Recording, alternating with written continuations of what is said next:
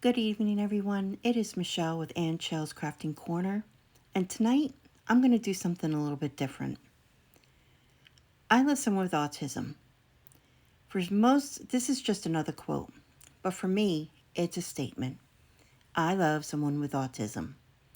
That someone for me is my nephew Dylan. Dylan is the second of my three nephews.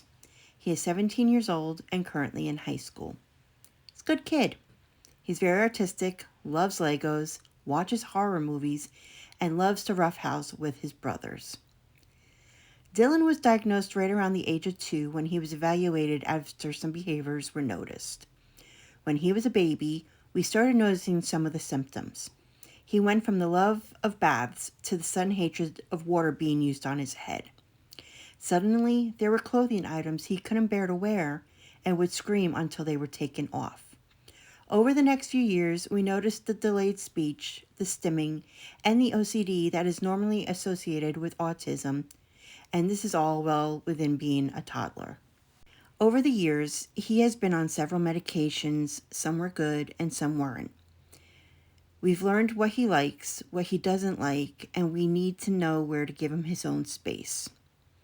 He doesn't have full-on conversations, but speaks well enough to let his feelings known. He still has his quirks, such as wanting the same foods and refusing to try anything new for the most part.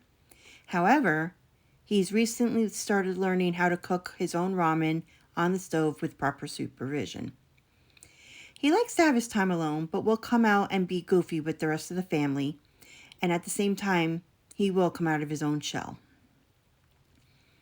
As he grows, we will have to live with the fact that mentally, emotionally, he will most likely always be an adolescent. He may never be able to live on his own, he may never hold a job, and he may never be able to drive a car. We always wonder what will happen in the future, but for now, we are taking it day by day. Today in the United States, nearly 1 in 31 children are diagnosed with autism by the age of 2. While race does not seem to be a factor, boys are more likely to be diagnosed than girls.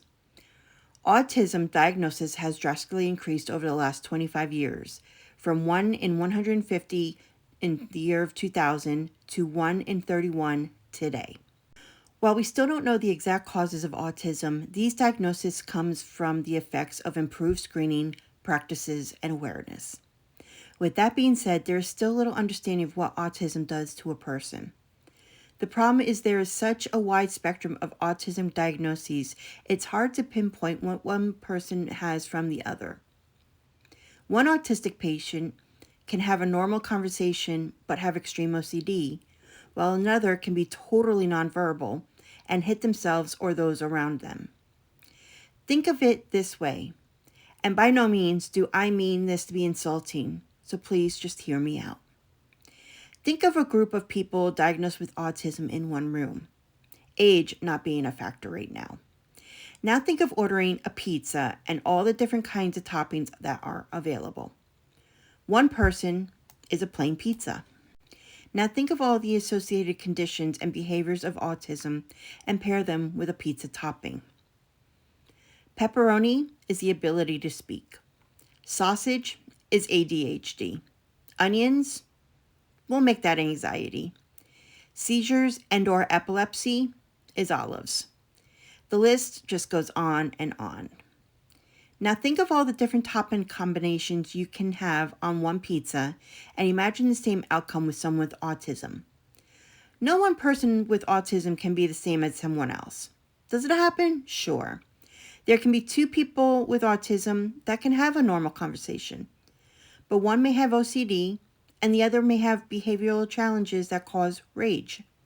One person may have problems sleeping throughout the night, and another person may have depression because they don't understand what is wrong with them and just never want to get out of bed.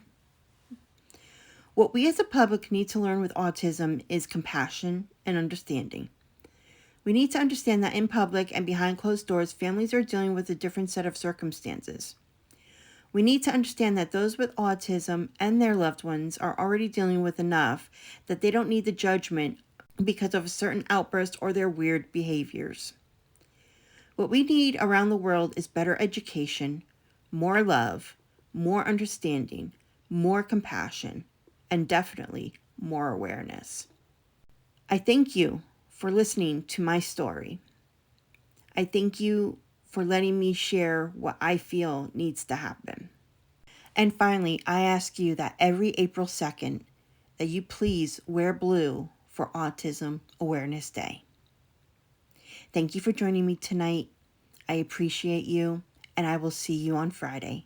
Have a good night and be well. Bye-bye.